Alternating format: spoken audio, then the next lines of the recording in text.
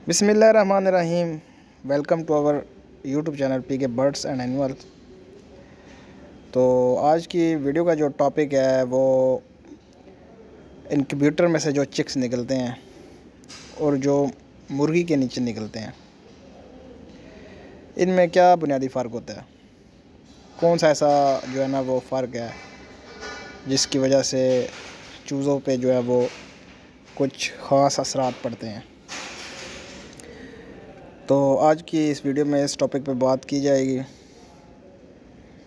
इससे पहले जिन दोस्तों ने मेरा चैनल सब्सक्राइब नहीं किया उनसे गुजारिश है मेरा चैनल सब्सक्राइब करें, लाइक करें एंड शेयर करें। इस चैनल में आपको तमाम बर्ड्स की, एनिमल्स की इंफॉर्मेटिव और उनकी बीमारियों के हवाले से वीडियोस जो है ना वो आपको मिलती रहेंगी। तो वीडियो की तरफ चलते हैं। जो चिक्स इनक्यूबेटर में से निकलते हैं और जो चिक्स मुर्गी के नीचे से निकलते हैं, उनमें क्या फ़र्क है। जो चिक्स मुर्गी के नीचे निकलते हैं,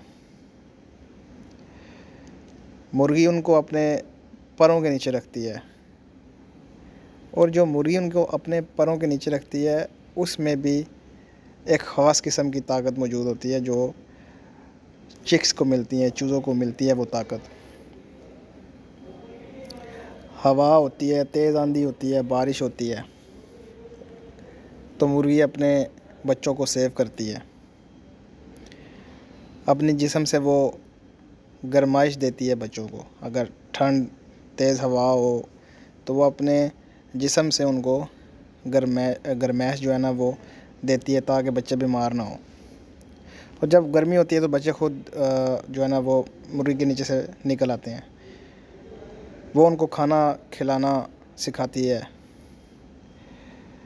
ये एक कुदरती अमल है कि मुर्गी का जो चिक्स होता है, जो बच्चे होते हैं, वो पैदा होते साथ ही खुद ही चुगना शुरू कर देते हैं। लेकिन एक तरीका, एक सलीका जो माँ सिखाती है, वो एक उसका अपना ही एक जो है ना वो स्टैंडर्ड होता है, उसका अपना ही एक मुकाम होता है।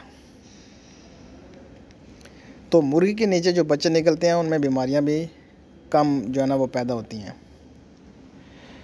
मुर्गी उनको खिलाती है, उनको घुमाती है, वो घूमने के शौकीन होते हैं। फिर तो इसके बरक्स जो इनक्यूबेटर में से बच्चे निकलते हैं, वो इनक्यूबेटर में से जो बच्चे निकलते हैं उनको खिलाना जो है ना वो सिखाना पड़ता है।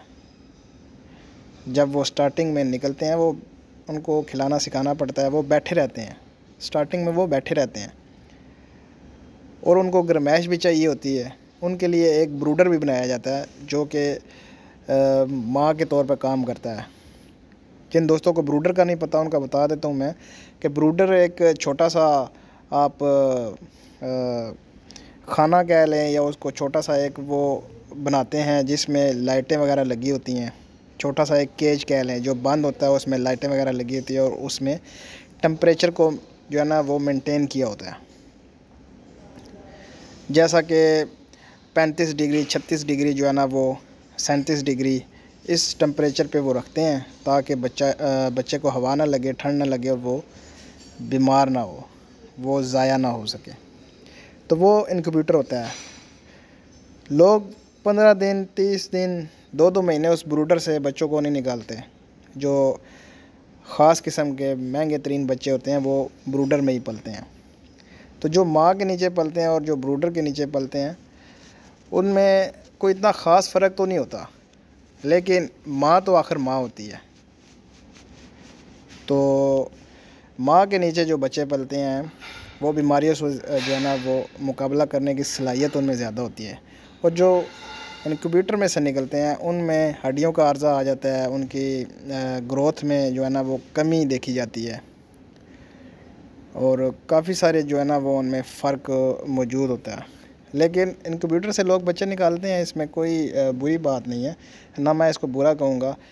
ये आजकल के दौर में इनक्यूबेटर में से जो बच्चे निकालते हैं वो ज़्यादा प्रोडक्शन के लिए इनक्यूबेटर में से बच्चे निकालते हैं ताकि इनकी प्रोडक्ट को बढ़ाया जा सके।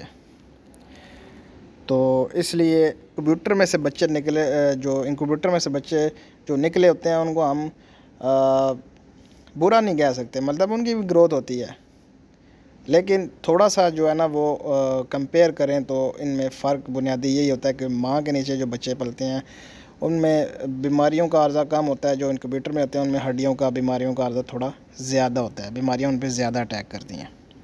तो उम्मीद करता हूँ आपको आज की ये छोटी सी वीडियो अच्छी लगी होगी। अगर अच्छी लगी है तो लाइक करें, शेयर करें एंड सब्सक्राइब करें। मिलते हैं नेक्स्ट वीडियो में। अल्लाह हाफिज़।